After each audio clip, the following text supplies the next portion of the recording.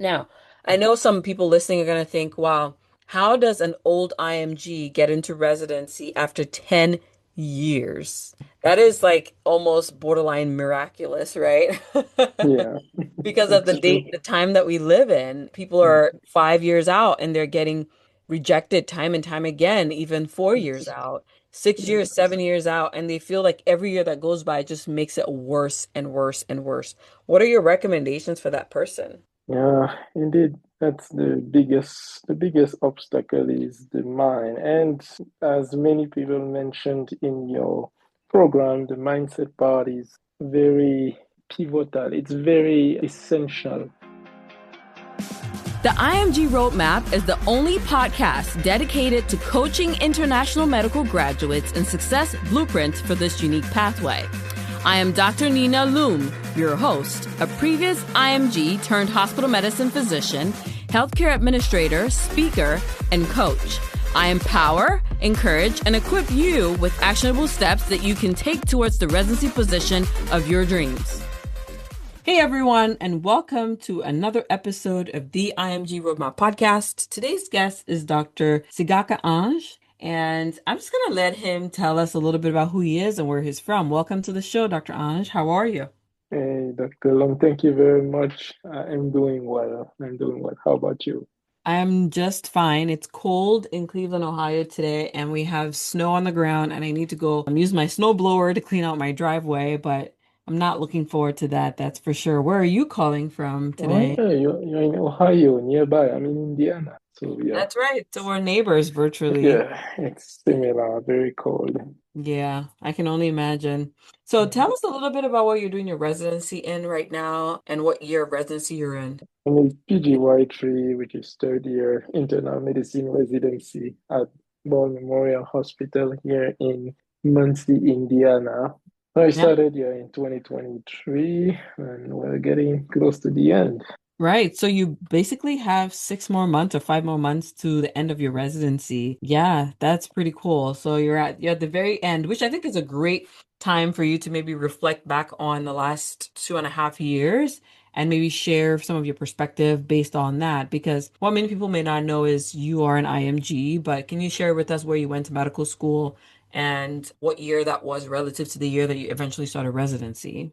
Sure. I graduated from Romania in 2013, but overall I went to University of Bamako in Mali for medical school initially in 2007, and we had some political issues there. I went to Senegal, where I was in a private university for a couple of years where we had some issues with the government now. And from there, I got the opportunity to go to Romania from a friend who was already there. And I decided to take it. And this is what led me to graduate from Romania in 2013. Wow, that sounds like a journey indeed. So just so the Yeah, listener can follow, you started off in Bamako in Mali, yes, and yes. then you moved to Senegal. You were still in medical school, transferred to Senegal, and then from Senegal, moved to Romania. Yes, because in Mali we had almost like a coup d'etat that year. So the schools were closed, everything was just shut down for a while. So yeah, decided to go to Senegal. Over there, it was a private university that eventually had some conflict with the government, and yeah, decided to get the next opportunity that was to be in Romania. Yes, Wow, that sounds like quite the journey indeed. Now, where are you from originally? yes, I'm Relative to from the, Cameroon. okay, so you're from Cameroon. What part of Yes, Cameroon? West from West of. Banjul. Yes. Okay, awesome. And so you are Cameroonian, you grew up in Cameroon, and then for medical school decided to venture out first a little bit west of us, which was Mali, then Senegal, and then Eastern Europe. So you graduated from Eastern Europe in Yes. 2013. And then when did you start residency in the US? I started residency in 2023, so 10 years later, pretty much. Wow. Wow. Wow. And most people now will call that an old IMG, right? I'm sure you heard that word being thrown around, Exactly. Yes. but they don't know Exactly. that you're a young man. Yep. Yep. Yeah. And it's a label and it's true being an old IMG. I mean, it's true. You're definitely having a much bigger gap than most people who apply for residency. But whenever there is hope, things can be done. And that's what I learned from you, from your program, from my experience, that the label should not mean more than just a label, as long as you can get the conviction in your heart, in your mind that what you want to do is doable, the universe can bring it to you. Right, right. I love that. I love, not going by labels, but allowing Mm. yourself the space and the effort to give yourself a best shot, as Yes, opposed to getting drowned down by the noise before you even get to start. true. So, a lot of people now are probably drawn more into your story as we speak. You had a 10-year gap between when you graduated medical school to when you started residency in the US. So Yes. maybe let's do a step by step. How did you even determine that the US was for you? When did you start that process from medical school graduation to say, hey, I'm going to pursue residency in the US? What was that like? Yeah, when I finished in Romania, I was considering either staying in Europe and probably going more towards France, where I had a lot of relatives, or coming to the US because I also had some relatives here who had been in Europe before. And because they've been here a little bit much earlier than me, for them it was a little more simple at their time. And also things got more complicated. So from their description of the process, it will be relatively straightforward. I will come, just get steps, and in the following 2 years, I will likely start residency, as most people did.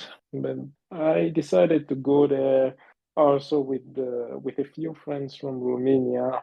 From medical school, we all decided to come to the US. And when I came here, because of that background of mine, I had issues with the ECFMG because initially I was allowed to take step one, but right after they told me, okay, we need to look a little bit more into all of this. So they put me on hold for almost 2 years. I was just getting questions to them asking, okay, how far are we in the process? What are we doing? What is the holdback? There was always a commission that needed to take place to decide exactly what they will do about me, and it just kept being postponed, or another one that needed to take place. This is what really explained the gap. So after those 2 years, because I took step one in 2014, then around the end of 2015, 16, they allowed me to take step two CK and CES, which I did,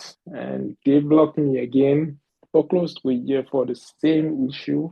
So I was just waiting, waiting, and then eventually they let me take all the steps sometime around 2017, I would say. And by that time, yeah, I was always a student, so I needed to do something to keep my student visa. I was just getting classes, random classes. So I decided at least to get something to get me in the hospital, to get me into clinical somehow. Chose nursing at that time.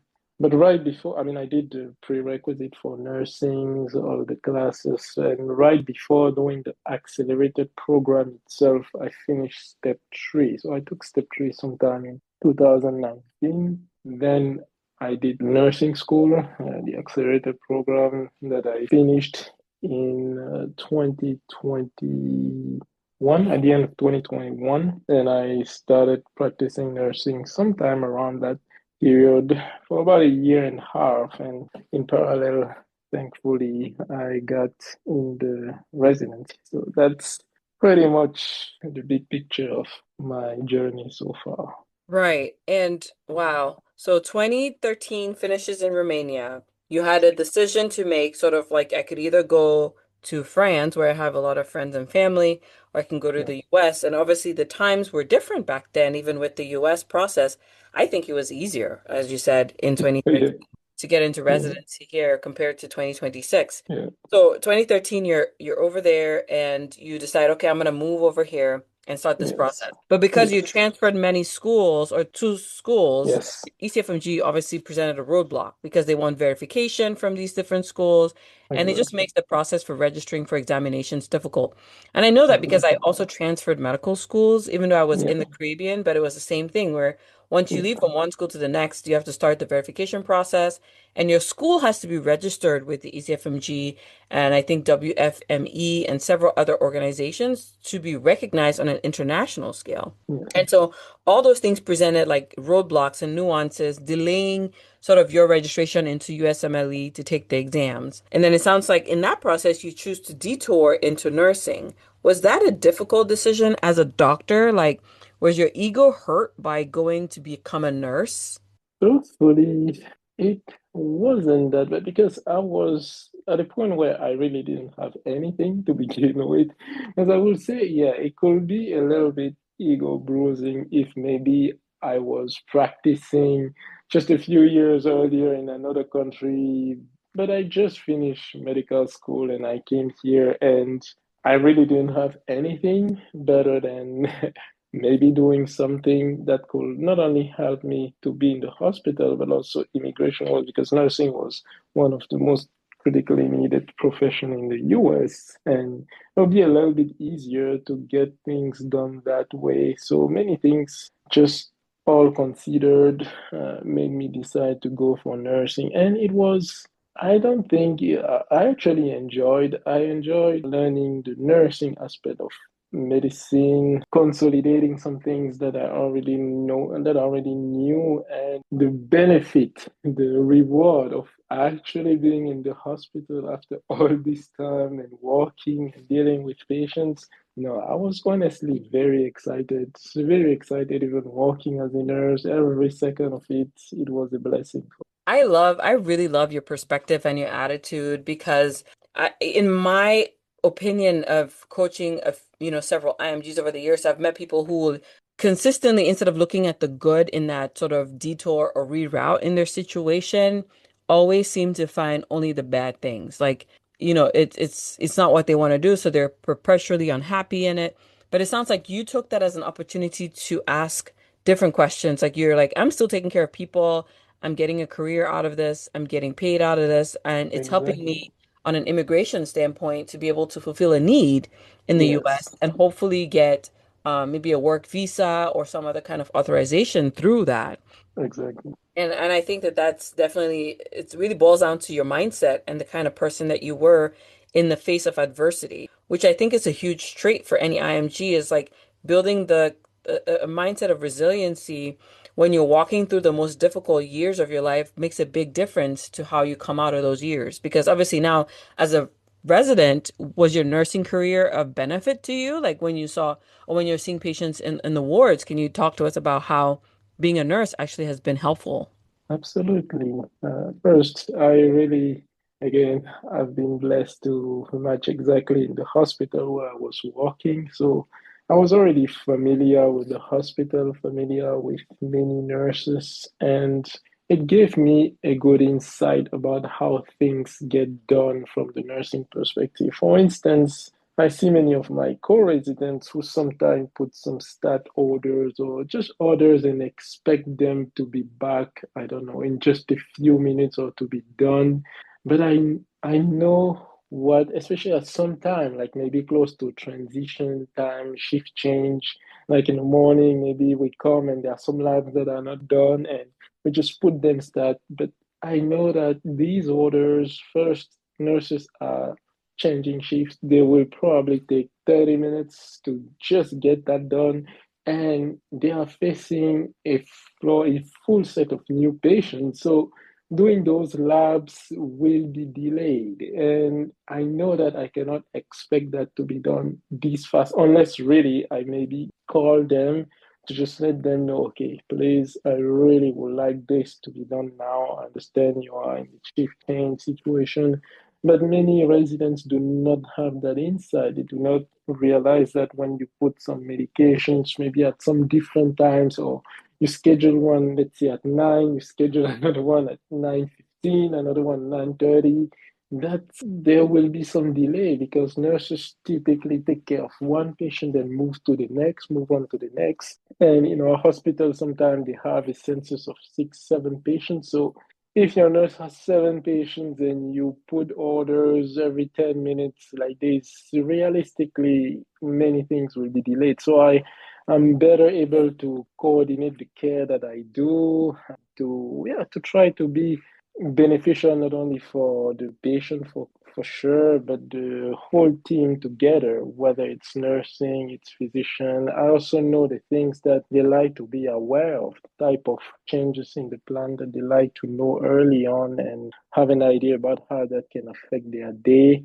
Also, definitely, I interacted with a lot of patients, a lot of families. Those are great lessons that I learned that I would never have learned if I hadn't been a nurse, because you spend most of the day with patients, you spend most of the day with families, and yeah, you learn how to interact with them. And I benefit that as a physician, even though I spend less time, but I learned a lot from that, that's for sure. And not only that, in my hospital, I also got the opportunity to shadow many physicians, participate in research over there, to connect with many people. This is thanks to the fact that I was a nurse already there, and I had the time to do all of that versus if I was just coming as an outsider to that hospital and try to do all of that. It would have been much complicated, much more complicated. Right. And I think if we just had to step back, can you tell us the specialty? Because I don't think we mentioned what your specialty is currently.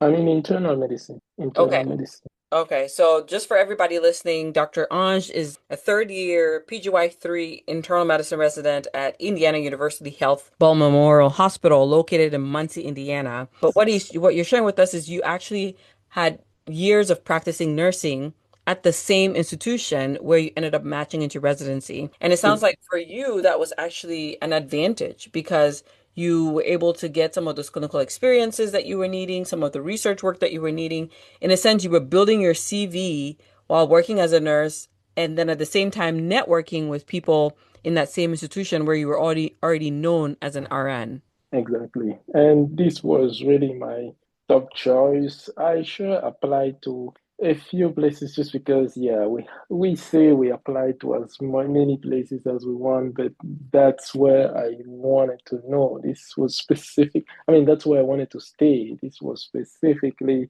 where I wanted to do residency because I liked the place and I showed it. I expressed my interest at all level, whether it was in nursing, was as a resident or even as an applicant, because that's the place where I really started my main nursing job because I was working at different facilities, but that's where I was really full time. And it was really a great experience. Yeah. No, that sounds really awesome. And I think that we should maybe unpack that a little bit because for people who are listening, IMGs listening, especially physicians who have graduated from medical school and find themselves in the US and are maneuvering a second career, or I should say an alternative career while they're working toward their goal. I know there's some people that end up doing things like nursing assistant work, home health aide work. They work in public health. They use maybe their bachelor's degree and work for health organizations. Some are even working non-medical jobs, non-clinical jobs.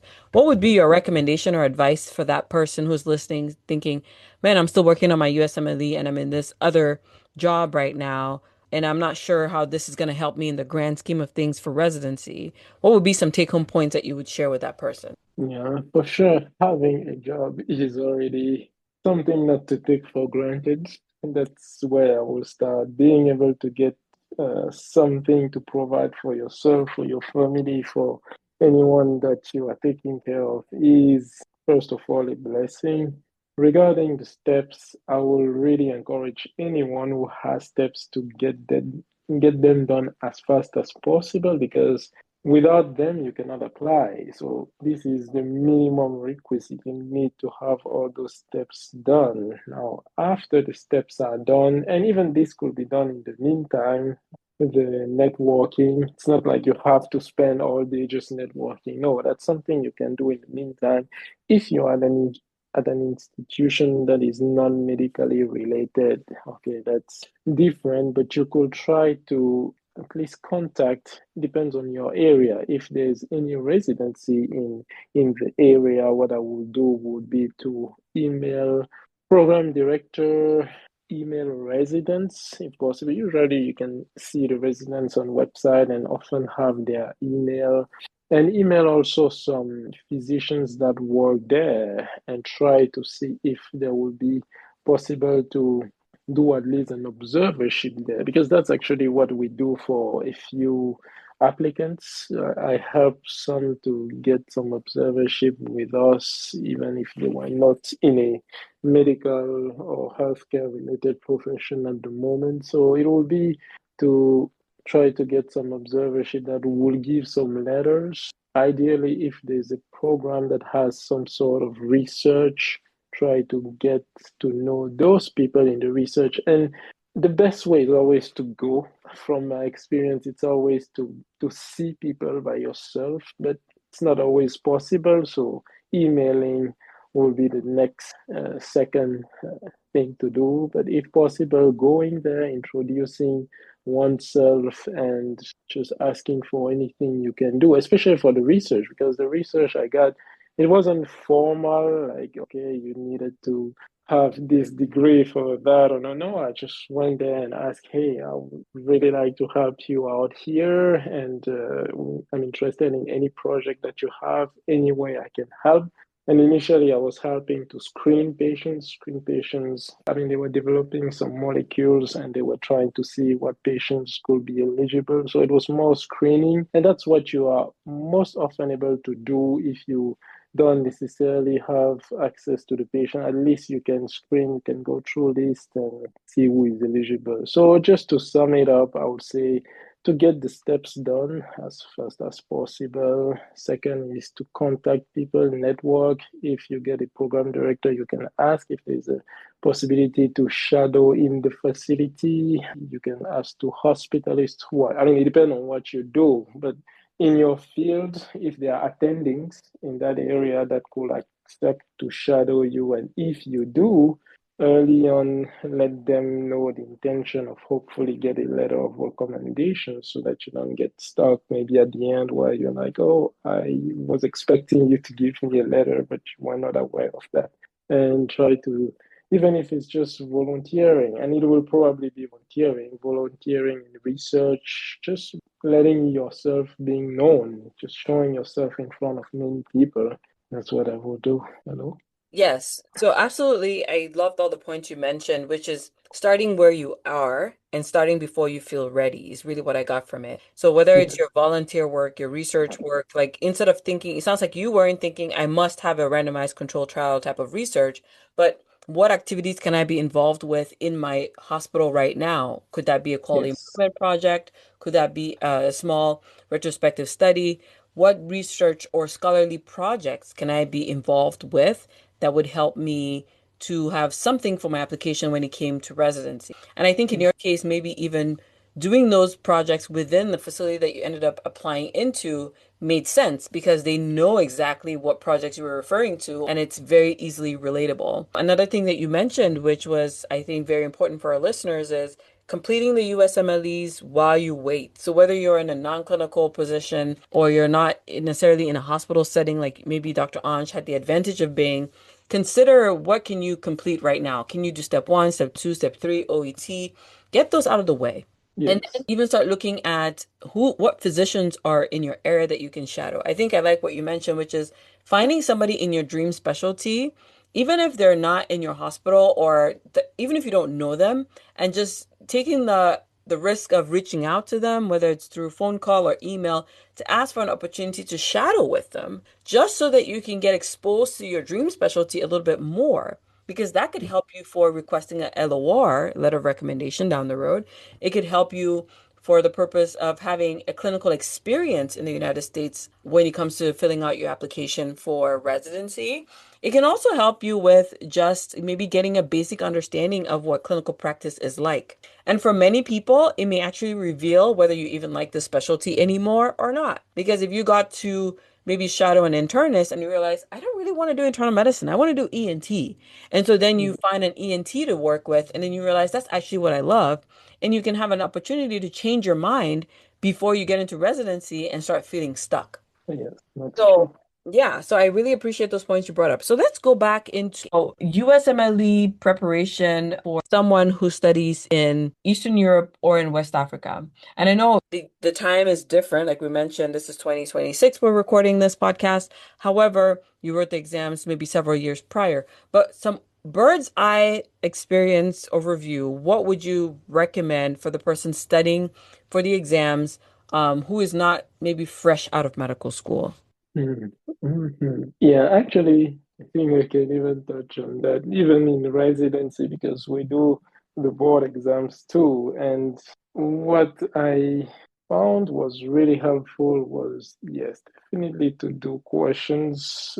I mean, everyone probably knows that question is important, but doing question really with the aim of understanding and using the different answer choices as a way of comparing and contrasting information and learning different topics at the same time. In the past, sometimes I made the mistake of reading a lot and try to read as much as I can before eventually doing questions or tests. And I don't think that was the most beneficial way to do things, especially when you come from different backgrounds. I mean, in Europe, we didn't really have that many MCQs. Often we had tests, written tests. So the way of studying was a little bit different. You really needed to know a lot to be able to write or to formulate some answers. But here, not only you have an extensive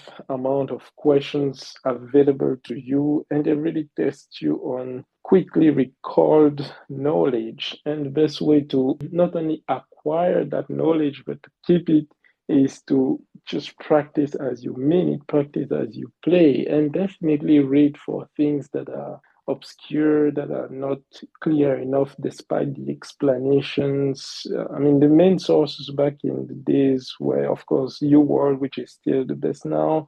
I used also Kaplan a little bit, but in essence, all those questions, they try to teach you the main concepts that you should really be able to know well and recall. And the best way to do it is to practice that recall by doing questions. Some people do well with flashcards too. I try that here and there. Bit mixed results, but yeah, the most important I would say is to do questions and with the learning goal, not just to do them for the sake of doing as many questions as fast as we can, no, but to make sure that all the answer choices, all the concepts that are presented in the question and the choices are understood. Yeah, I am 100% in favor of active learning with Q banks, which is the process of using a Q bank to challenge yourself and not just to get the right answer. So for me, that's very much like reading a question, trying to answer it as if it was a test, and then not only finding the right answer in the options, but reading why the other answers were incorrect, just so Mhm. that in the event where the question is rewritten in another format or the concept is switched, I can still be able to answer the question correctly. Because whether or not we agree, the US system of using multiple choice question is vastly different from the examination structure across the world. So Right. non-US exams are very different from US exams because they're taking it a little bit further with like this complex reasoning and what I call a three-step reasoning, where they know you know the first thing to do and they know you know the second thing to do. And so they're going to ask you the third thing to do or what should have been done before the first thing. And Yes. so a lot of it is really about critical thinking and assessing multiple scenarios at once. So being able to look at a patient spatially, like in space, and see all these different parts of them working together and be able to maybe come back with an underlying root cause or an action that was missed. So you're rarely ever going to get a direct open-ended question on the USMLE. Never. It's Mhm. always critical thinking and a little bit more complex. But until you practice that with Q banks, it really gets hard to study for the USMLE and get a great score because what you're doing is you're just trying to find patterns. Maybe you're trying to recognize patterns or you're trying to see if there's a method, but there's no method. It's really about understanding and having clear-cut clinical knowledge and clinical reasoning. So your recommendations are super, super, super helpful. Now, I know some people listening are going to think, wow, How does an old IMG get into residency after 10 years? That is like almost borderline miraculous, right? Yeah, Because of it's true. the time that we live in. People Mm. are 5 years out and they're getting rejected time and time again, even 4 years It's, out, 6 years, yes. 7 years out, and they feel like every year that goes by just makes it worse and worse and worse. What are your recommendations for that person? Yeah, indeed, that's the biggest obstacle is the mind. And as many people mentioned in your program, the mindset part is very pivotal. It's very essential.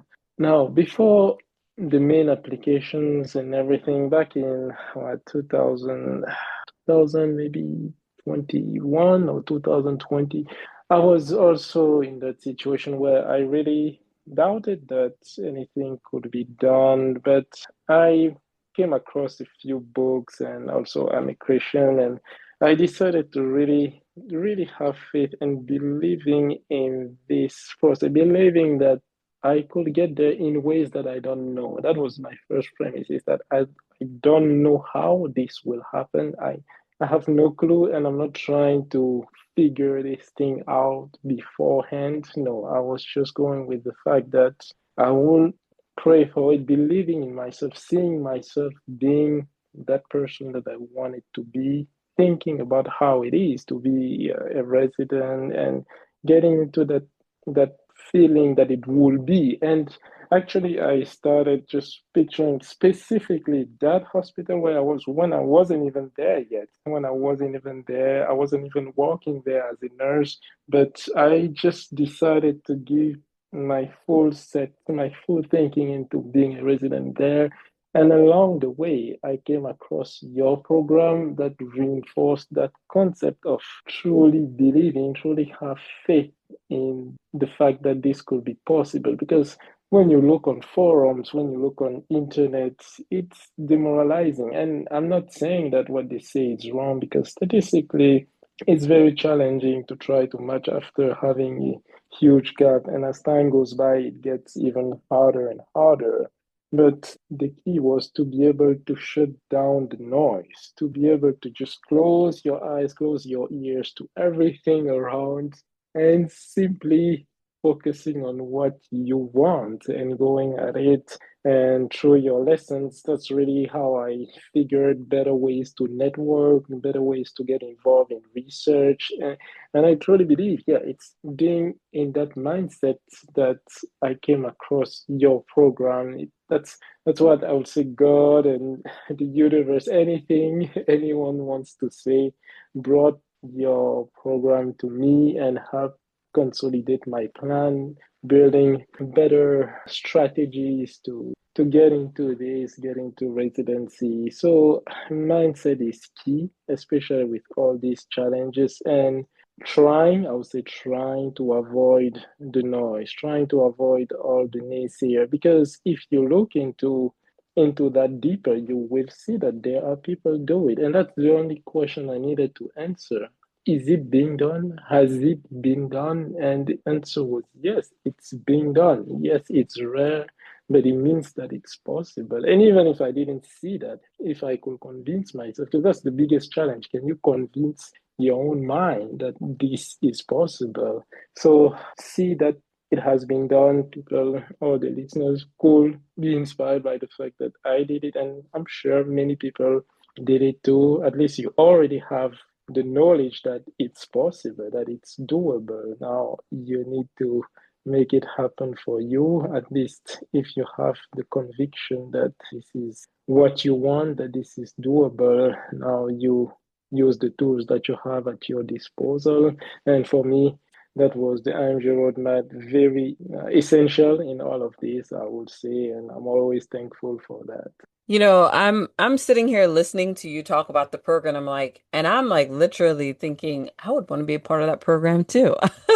Yeah, yeah, And not to definitely. toot my own horn, but let's toot my own horn for a second. I think that one of the most valuable portions of my program, the IMG Roadmap course, is the mindset portion. And it's so hard to explain that to someone until they actually experience it. Because a lot of things you're going to find on the internet. You're going to find a lot of resources on the internet, you could literally go and type into AI how to write a personal statement and it'll tell you what to do, right? So in this day and age, there's so much other help you can get with checking off boxes. But you are not a computer. You are a human being. You are a physician. You have a unique set of circumstances that embody who you are. And those circumstances are the circumstances that allow you to develop certain emotions, whether those are emotions towards failure, towards fear, towards anything that is threatening your career, towards avoidance, towards lack of optimism, or we should say pessimism. All these circumstances are fueling the thoughts that bring about those emotions in your life. So until we can begin to dissociate and address our emotions correctly, right, using our prefrontal cortex of our brain and saying, I'm going to question this thing. I will question what I'm hearing. And I love what you said, the question you asked was, is this being done? Has this been completed?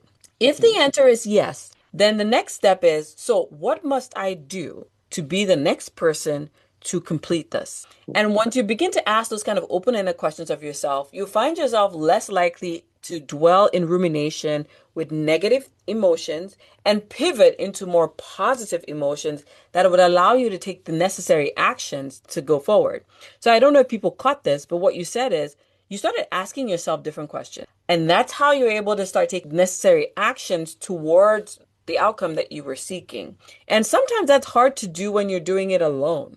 It's hard to do it when you don't have a community or a support system or a place that you can go where people actually share your values and your beliefs. And doing anything alone just takes so much longer. It's possible, but it's so much longer and so much lonelier. So what you did was came into our program, which is a group coaching program. We're a part of it. And then you lived with us for a period of time, working on transforming that mindset, which I believe you still embody even till today. And so for the Absolutely. listener, I want to challenge you. This is just not about me promoting my program to get a new enrollee or to make money. All what you've heard us say is possible for you as well, provided you are willing to take the necessary action, stop living in isolation, and find a community that supports you. And it doesn't have to be with me, it could be anywhere else. But once you find that community and you begin to inch forward towards your goals, that is where you begin to see success. That is where you begin to feel successful because you see people like you hear stories like your story, and you ask yourself different questions, and therefore you begin to get different results because you're taking different types of action. So my program is coming back this year. It's a little bit different than what it's been before. So if you want to know more about that, you're going to have to go to drninaloom.com/waitlist and you add your name and your email there, and I'll personally reach out to you with the next steps once we have that information for you. But to go back to Dr. Ange's story, because that's what we're here for. So can you share with us now how all of this translated into residency application season and subsequent match? Yeah, through your program, there were a lot of, yeah, I will definitely give credits to where credits are due because at that time, yes, I knew what I wanted, but a strategy is what I needed. And at that time, there were not many people that were as dedicated and as structured as you about what to do, what are the steps to take, because that's really what I got from your program. I knew what I wanted to do, but I wasn't sure about what were the actions I needed to take. And through your program, I was able to structure my plan, which was, I mean, thankfully, I already had all the steps gone, and I would say, yes, take step three too, everything as fast as you can. But the structure was, yes, first I needed fresh letter of recommendations. You instructed us about how to approach people, what are the things, what are the ways to contact people, even people that we don't know, people from different institutions, as you mentioned earlier. And in this game, you miss 100% of the shots you don't take. There's no concern about contacting someone. The worst you can get is no answer. That's the worst. And the best you can have an opportunity coming at you. So sending emails cold turkey. That's what I did, encountering people and just flat out asking, hey, may I shadow you? Some told me, no, it's not necessarily accepted by the hospital, or they had to see about the policies because officially it wasn't accepted. It wasn't really allowed. But if you persist, if you ask, well, it's doable. It's doable. So it was about, yeah, trying to reach out people. That was the first thing I did. The second thing, as you also mentioned in the program, was yes, trying to get some sort of academic work done. Now, my hospital is not a huge center with publications, opportunity, and all of that, but with anything we had available, I tried to get involved. Went there, I volunteered a few times a week, just to help out, just to help out with anything I could do. And that, even if you don't end up having a full-blown publication or research, you let yourself known. People know you.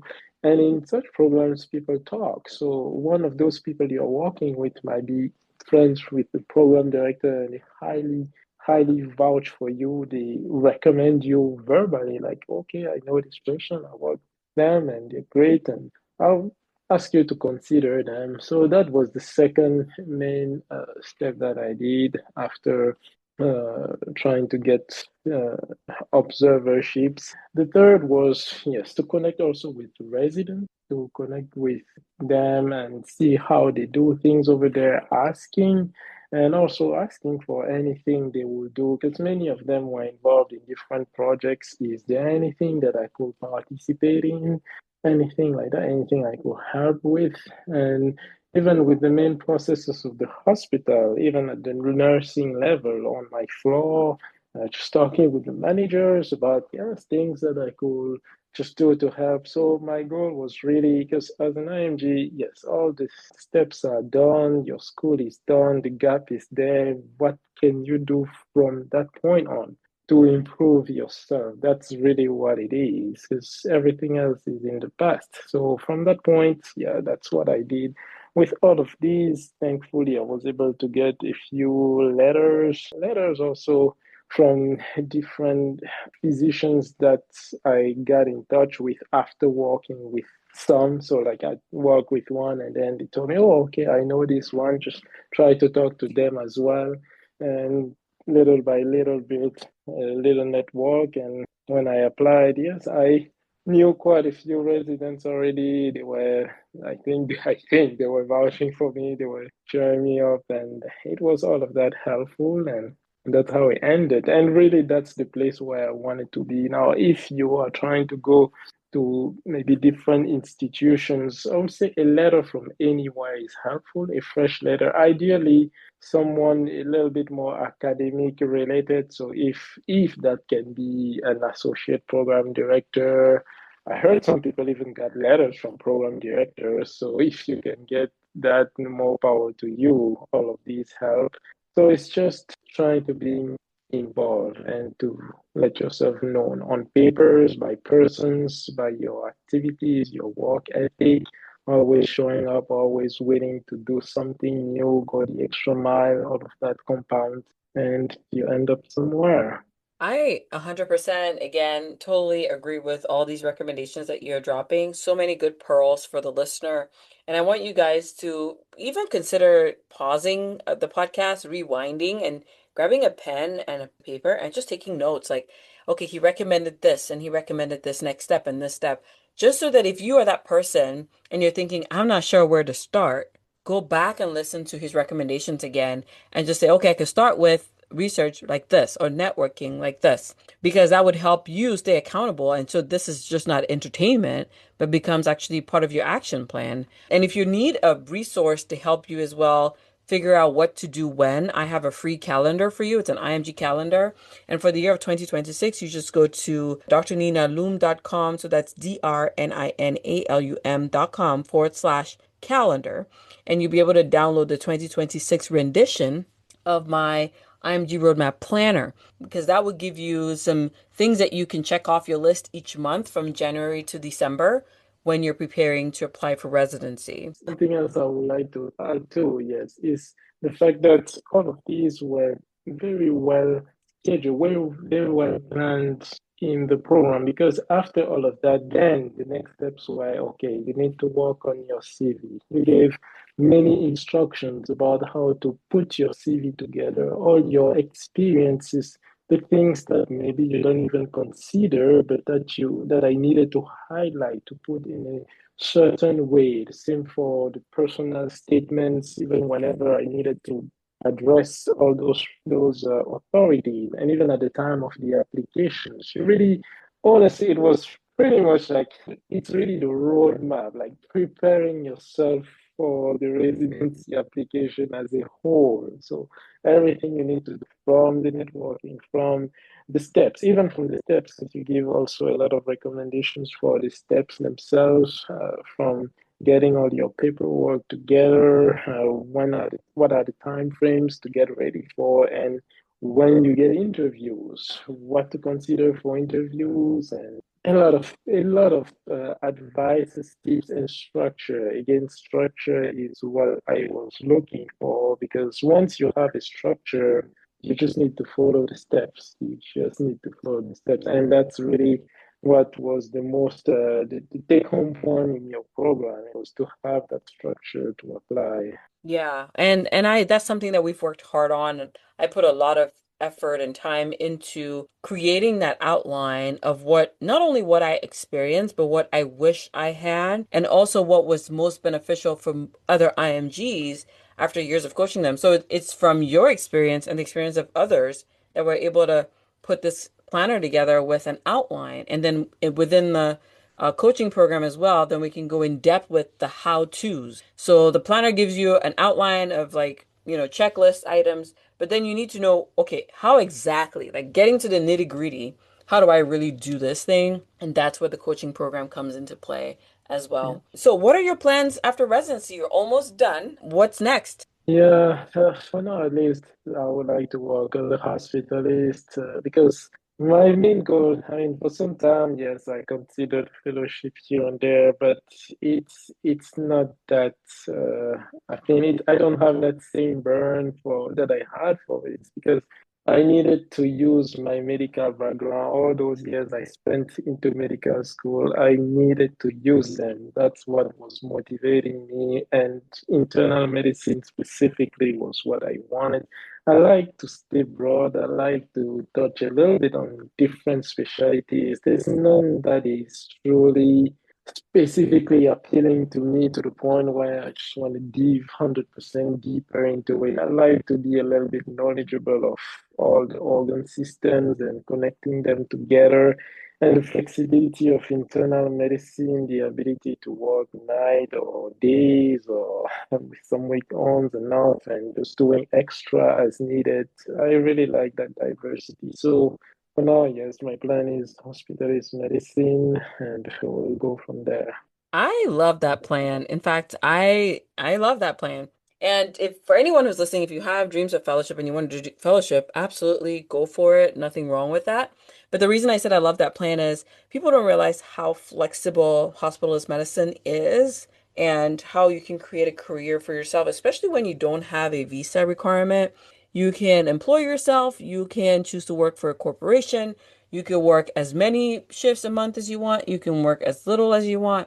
And that just allows you a lot of flexibility to create your schedule and have really blocks of time where you're not on call if that's important to you. Some of us like to work like workaholics, others not so much. So if it's important to you to have like boundaries around your time and not taking call 365 days of the year or whatever, it's a really good option, and I'm glad that you chose that. And in the future, the good thing is you can always go to fellowship if that's what you choose to. Like, there's Exactly. really no Yes. limit there either. Yes.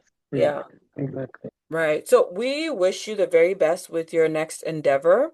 And as you round out residency and take your ABIM exams, we hope that this only continues to work in your favor. What will be your recommendation or last few words of pearls of success, maybe whatever held you down on the most difficult days that you want our listener to take home with today? Thank you very much again for all the encouragement, for your program, for your availability. Because I talked to you even if I think at least a year or two before even starting the program, just briefly, I just told you, maybe you don't even remember, but I was just messaging you like, okay, I'm this, that, and I have this background. Do you think it's possible? And you told me, yeah, it is. And then I went and did other stuff, and I came back afterwards and joined the program. Yes, it's a true blessing, and I'm thankful for that. What I will recommend, it's really a little bit of what I said already. First is to decide what is it that anyone wants for the listener. Like if I'm hypothetically talking to you, the listener, what is it that you want? How bad do you want it? And what is the price you are willing to pay for it? And knowing that anything is possible, I mean, anything, quote unquote, but really the fact that you have all those odds not be a barrier, and because you can see that many people are able to overcome them. So just that fact should be a comforting thought with the fact that whatever you want to do has been done and is possible.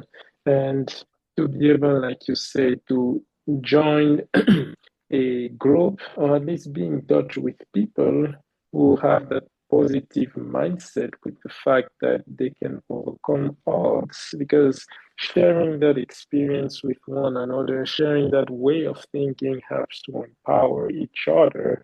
Versus if you are with some people that do not really believe in that, or who are a little bit having a defeating idea, that will be much more challenging, especially at the times when you doubt about yourself. But if you are surrounded with positive people, with people who did what you're trying to do, or who saw people doing what you're trying to do, that is helpful. And knowing that everyone has a time frame, regardless of the scores, the attempts, the gap, your past experience, their own time. Yeah, I think it's important to remember comparison Yeah. doesn't take us anywhere, and everyone Yes. has a different timeline, a different plan, and what works for A doesn't always work for B, but we can learn from each other's mistakes and make improvements for our own journey.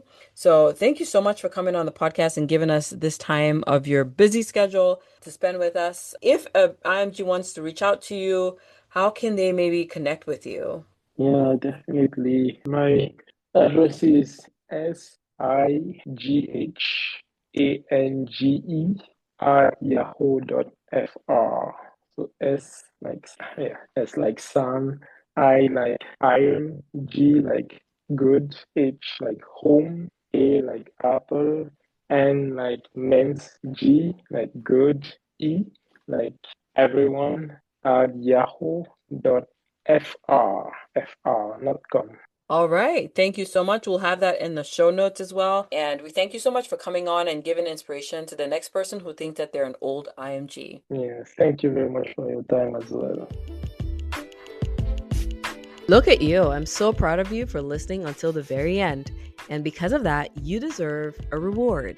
And I want you to go right now to drninaloom.com and download any of my free ebooks, whether it's for electives or clinical rotations, or even just whatever trials come your way as you navigate your IMG journey.